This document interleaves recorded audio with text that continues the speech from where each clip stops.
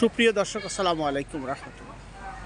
Time নিউজের পক্ষ থেকে আমি দেলোয়ার হোসেন মিদা বলছিলাম। এটি রায়পুর সরকারি হাসপাতাল। এই হাসপাতালে একটি গাছ আছে, আকাশমণি, বড় ধরনের একটি বিশাল গাছ আপনারা দেখতেছেন। এই গাছটি ঠিক হাসপাতালের মসজিদের পাশে অবস্থিত। মসজিদের পাশে অবস্থিত এই গাছটি অনেকদিন থেকে শুকিয়ে গেছে, শুকিয়ে একদম অকেজে হয়ে গেছে। এই গাছটি ডাল পড়ে গত কিছুদিন আগে মসজিদের ইমাম সাহেবের পায়ে পড়ে তিনি আহত হয়েছেন।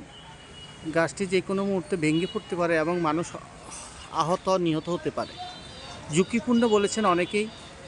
এই গাছটি অবিলম্বে কেটে ফেলার জন্য সংশ্লিষ্ট কর্তৃপক্ষ ব্যবস্থা গ্রহণ করা অত্যন্ত জরুরি। দেখতে পাচ্ছেন এই গাছটি অনেক লম্বা গাছ এবং বিশাল আকৃতির। এই ঢালগুলো সবগুলো শুকিয়ে গেছে, যে কোনো মুহূর্তে এই ঢালগুলো ভেঙে পড়তে পারে এবং আহত হতে পারে, নিহত হতে পারে। আপনারা দেখেন,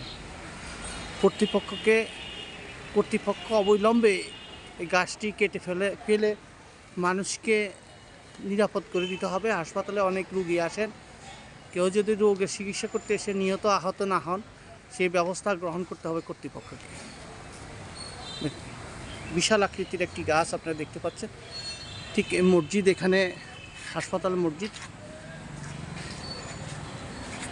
মসজিদের পাশে এই গাছটি।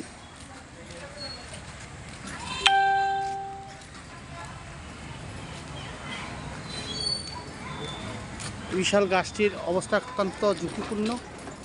সংশ্লিষ্ট কর্তৃপক্ষ অবশ্যই ব্যবস্থা নেবেন আশা করি।